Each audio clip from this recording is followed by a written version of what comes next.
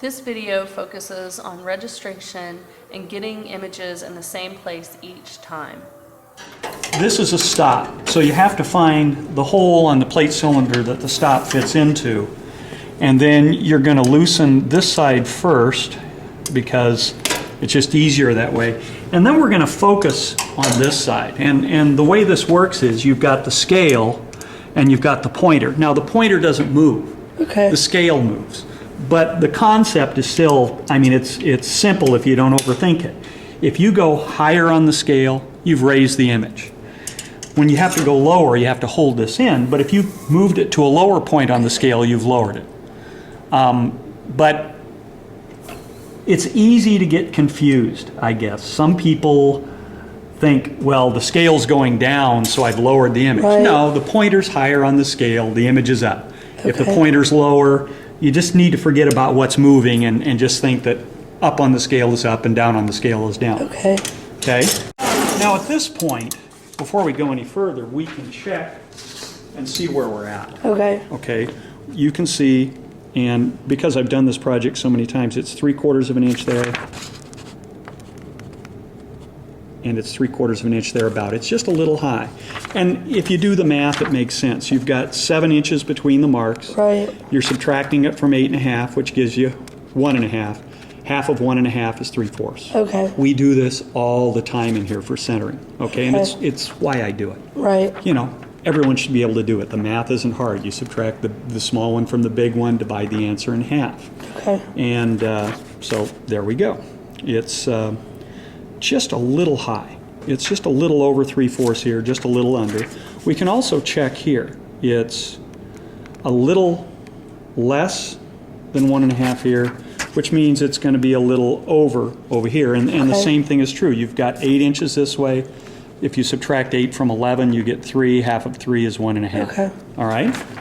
So what we'll do is we'll make a couple of adjustments. We're just going to marginally lower it, just about as small as you can. Okay, so we'll take this over here. We're going to loosen this. And now this step is critical. Before you loosen this side, you need to look at that scale and get a picture in your mind exactly where the pointer is Okay. aligning with the mark. Because if you don't know where you started from, if you go too far, it's really hard to make a compensating adjustment. If I lower it too far, and I know where I was before, and I need to go half the distance, I can estimate what half the distance is. If I don't know where I started, I'm just guessing, and it takes a lot longer. So I'm going to look at that carefully. I'm going to put this in. I'm going to hold this, and we're just barely going to move it. It moved just a little bit. It's pointing just a little bit lower, and I'm going to tighten it down. Okay. Okay? And we're going to come back to the register board, which means it's pushing the sheet too far this way. And that's a real confusing thing. The vertical adjustments are on the plate. They give you double images. The horizontal adjustments are on the paper path, and they don't, because you're changing where the paper feeds in before it goes through the printing unit. Okay. So it's a little backwards. If this is too small, we're not going to move the paper this way. What we're going to do is adjust this so that it doesn't move as far this way, Right. because it's always pushing. So I'm going to try, Al, my experience tells me that 20 clicks on this knob is about 1/16 of an inch. Okay. And that's the adjustment we needed to make, okay? So we're going to move it a 32nd, half of a 16th, because you subtract the difference between the two and divide it in half. So I'm going to go clockwise, as you're looking at it there. 1, 2, 3, 4, 5, 6, 7, 8, 9, 10. And then lock Okay. this back down. And now we'll run a few more sheets through to see what happened.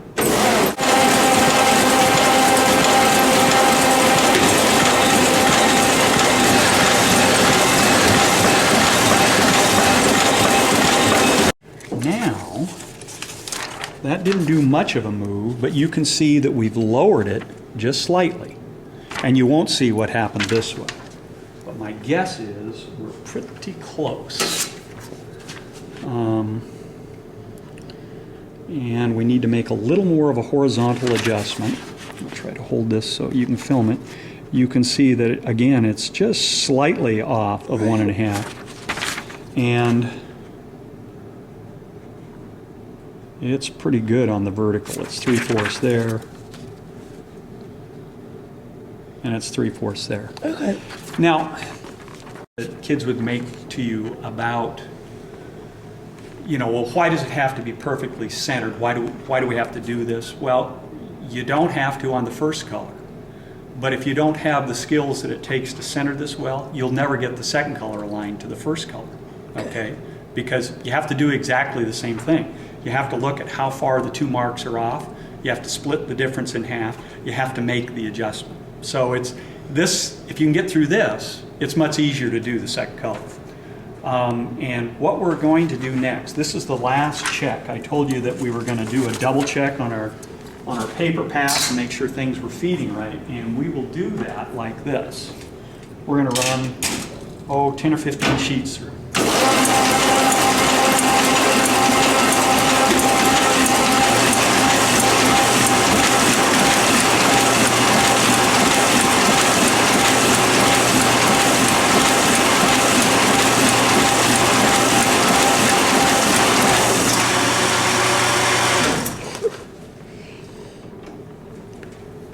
Then what we're going to do is we're going to load them in and run them through again to see if we get a double image. Okay. If we get a double image, we have a paper path problem. Okay. If everything lines on top of each other perfectly, then all the sheets are identical.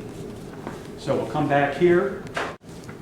You're going to load it in image side down, and you have to have the same leading edge, which means if the image is, the top of the plate is to this side of the plate, then when you put the paper in like this, the top has to go to this side. Okay.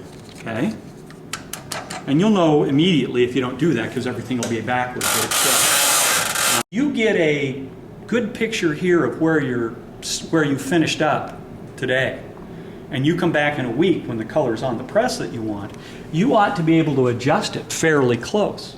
But you have to know where you finished up. If you don't know that, you should draw a little picture, how many marks up from the center, and where the pointer is.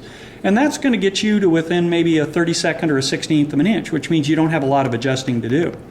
If you come in and the pointer's way down here, you've got a lot of adjusting to do. So you want to get it close before you start printing. You'll waste less paper that way, and you'll get more usable sheets at the end.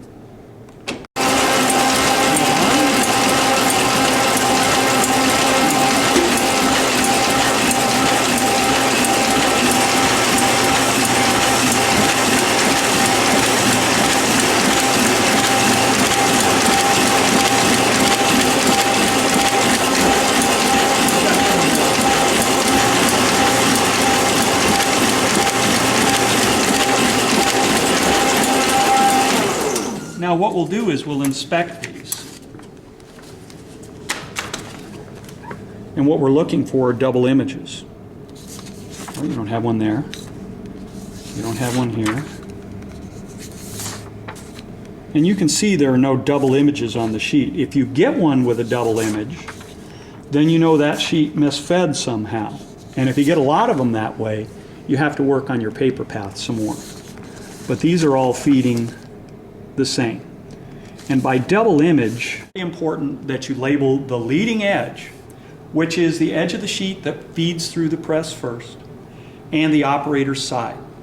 The reason we need to do this is the leading edge corresponds to the top of the plate as well. We've changed the orientation going from the computer to the plate, from this to this. So now the leading edge and the operator side are what we want to talk about. We don't want to talk about the top of the sheet because you're going to look at it like this and nothing will make sense. But if you call it the leading edge and the operator side, those are identifiable on the press, so it makes the instruction and adjustments easier.